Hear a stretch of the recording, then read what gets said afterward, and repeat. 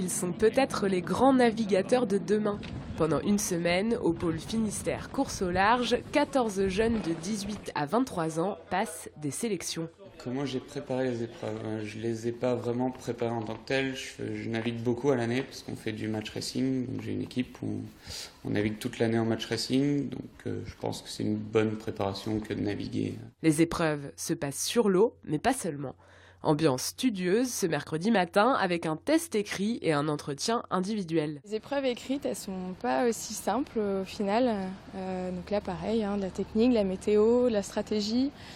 J'ai été un peu moins à l'aise quand il s'agit de parler de règles de course et de choses comme ça.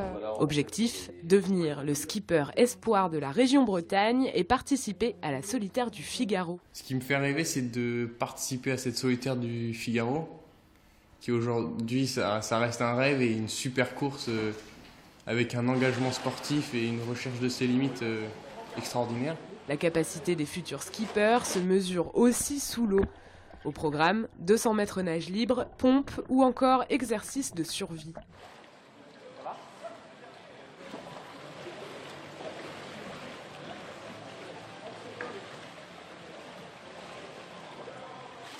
La navigation a un coefficient plus important avec des postes plutôt barres et manœuvres devant qui nous paraissent en fait importants dans un profil de solitaire.